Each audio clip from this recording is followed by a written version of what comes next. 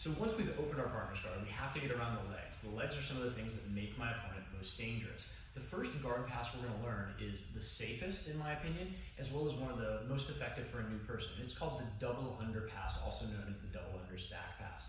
If Dave has me in his guard, he can be very dangerous, right?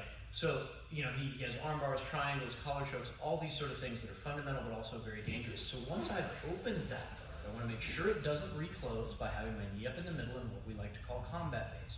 We know that we're not supposed to have one arm in or one arm out. We can be safe with two hands inside the guard, two arms inside, or two arms outside. So when I go for the double under pass, I'm immediately going to swing two hands under his legs, hence the term double under pass. Now, Dave cannot triangle choke me, he doesn't have access to my arms, so I'm a little bit safer than I would be ordinarily. What I want to do is I want to stack Dave and create pressure. That means I want to undermine his hips' ability to move. So in order to lock my hands, I'm going to rock my body forward and walk my knees under his hips. From here, with no thumbs, I put my hands together, palm to palm, and pinch slightly with my elbows around his hips. The reason this is important is if Dave tries to move his hips with my hips in his lap, very difficult, not a lot of power. If I don't have Dave's hips in my lap and he moves his hips, he can even break my grip without even using his hands. So that's difficult. As a smaller person, we want to rock our body forward, lifting his hips so I can walk my own knees underneath. Now, that takes away his power to move his hips. I have to pick a side now. I'm right-handed, so I'm going to go to my right side. Whichever side goes forward, that knee is going to stay on the mat while the back leg steps up and blocks his hips.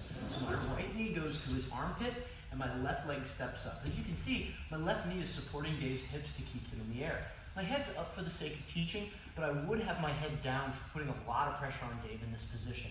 The reason for that is I want to take his knee close to his nose so I can take my lead hand palm down and put it palm down, thumb into his collar. I don't want to reach, because when I reach, I'm weak and I create space. I want to take my body close and only then grab palm down, thumb in.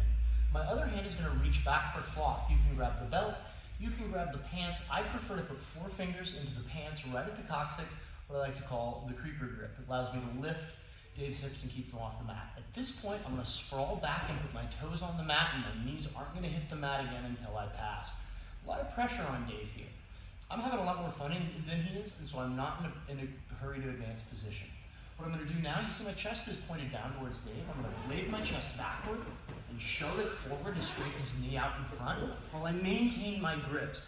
Maintaining the grips is really important here because this top grip prevents him from rolling away from me. If he tries to roll away from me, I can just drop it to the mat. Whereas this grip transfers to his near side hip, prevents him from moving into me. He can't get that bottom knee back for a knee elbow escape. So we don't want to lose all our hard work and let go of these grips, creating space that allows Dave to knee elbow escape getting his guard back. Once you get your work done, solidify your work by maintaining those control grips.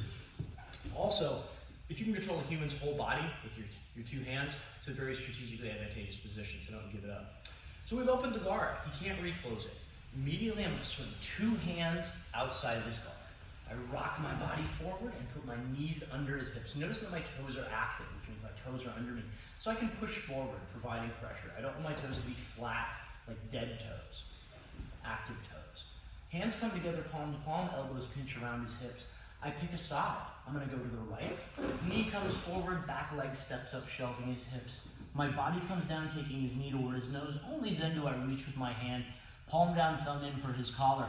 Reach back for whatever grip I can, even the skirt of the gi. I'll lift it up to keep his hips off the mat. I'm going to plank like I'm doing a push-up, blade my chest backward, and use my chest to scrape. This hand is very important that it blocks his near side hip.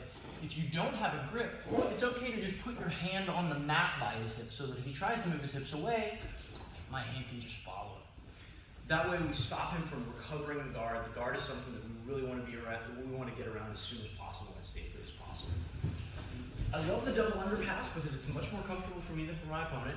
It's safe because it prevents him from accessing techniques like arm bars because my arms aren't inside his guard, and because it's really useful for newer people, but it works at the highest level too. It's very good for dealing with flexible people and their annoying flexible guards.